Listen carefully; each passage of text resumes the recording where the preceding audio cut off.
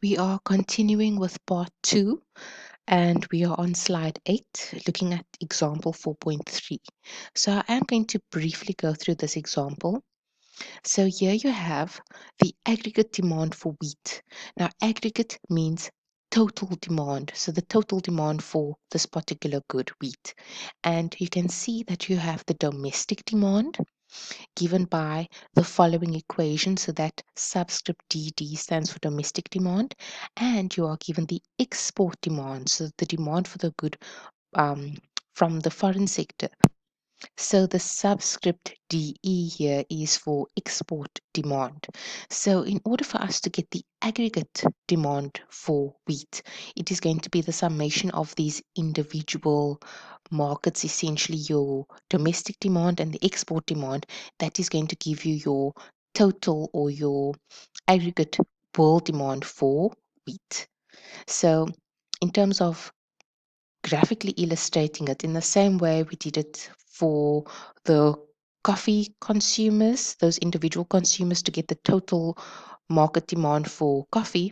Here it is done for wheat, and you can see that you have your export demand curve CD and your domestic demand curve is AB. So therefore your total demand curve is AF, but note that it goes through E and it kinks at that point. So yes, it's downward sloping, but it kinks, and that kink is as a result of your export demand, that at $21 per bushel, there will be no export demand for a price above that. So that is where that kink comes about.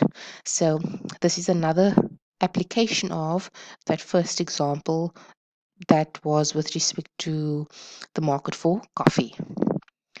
This next example is also useful to see how your knowledge of price and income elasticities for different subgroups or demographics of the population can help the property market understand the demand for housing. So go through this example for knowledge enrichment purposes just to see how price elasticities and income elasticities can be used. And then also example 4.5. Please read through that for knowledge enrichment purposes. So now we are going to continue with consumer surplus. Now, as consumers, you know that we buy things because we get some sort of satisfaction from it. We're better off because of our consumption of a particular good. Now, we also know that we value goods differently. So, as an individual consumer, I know that I'm willing to pay something for a good, and that is going to differ to what you are going to pay for the same good. So let's think about coffee again. I may be willing to pay 15 Rand for a cup of coffee, and you may be willing to pay 20 Rand for that same coffee. So our willingness to pay differs. Now, consumer surplus is defined as the difference between what the consumer is willing to pay for a good and what the consumer actually pays, right? So it tells us how much better off we are. So let's say I was willing to pay that 15 Rand, but I only paid 11 Rand for the coffee.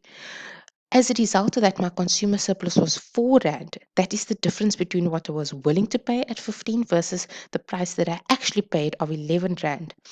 Now, we can similarly add all the individual consumer surpluses to get a total consumer surplus. So if we look at figure 4.14, we have an individual demand curve for rock concerts. So here it's given in a stepwise manner to help us very easily unpack that consumer surplus, right? So on your vertical axis, you have the price of the rock concert tickets, and on the horizontal axis, you've got the rock concert tickets, the quantity that's on the x or horizontal axis. So this person, if we look at this figure, this person for one rock concert ticket is willing to pay $20, right? Then for the second rock concert ticket, or for two, that consumer is willing to pay $19, and so it goes on.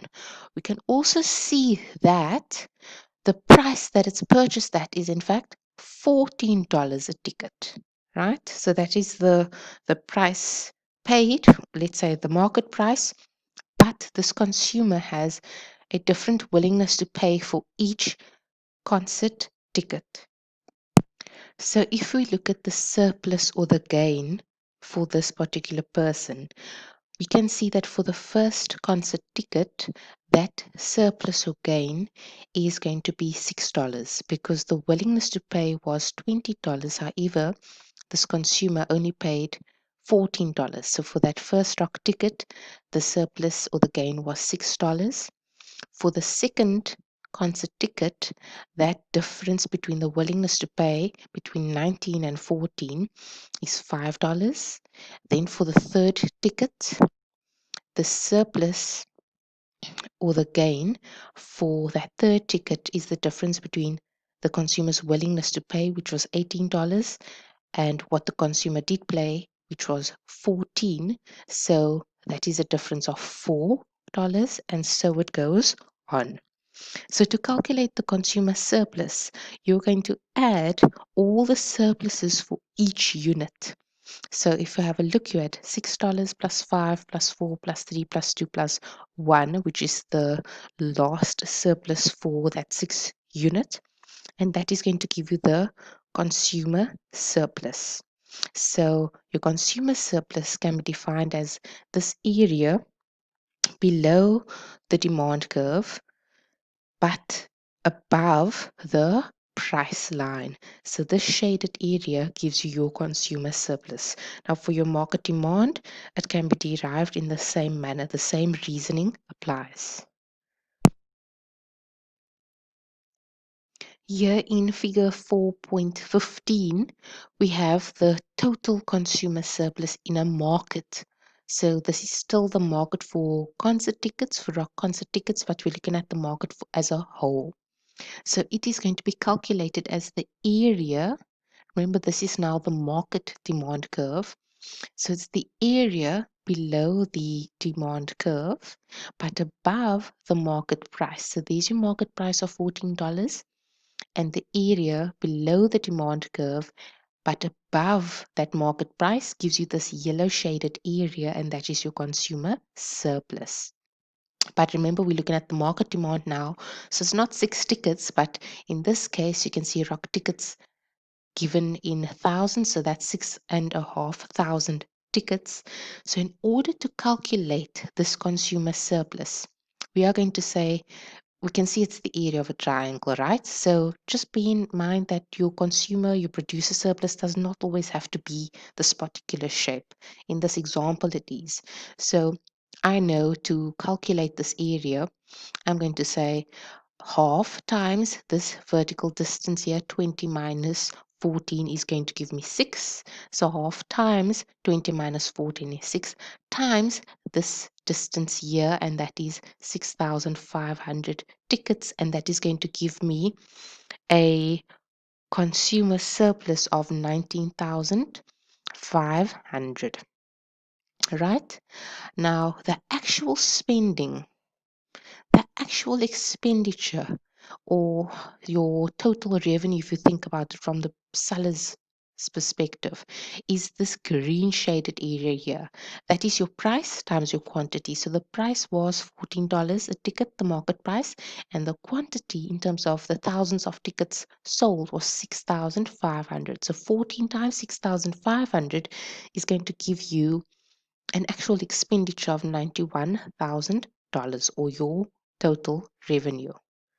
So later on, we will see applications of this. So, how to apply consumer surplus? It does have important implications and applications in economics. So, when added over many individuals, we can see the aggregate or the total benefits that consumers can gain from buying goods in a market. And when we combine our consumer and our producer surpluses, we can then again evaluate the cost and benefits to do that sort of analysis in different market structures. So, this is where you can begin to see how public policy, be it through taxes, subsidies, quotas, etc., how that affects the benefits to the consumer, if there's a loss or a cost, and how that can also affect consumer behavior in that particular market.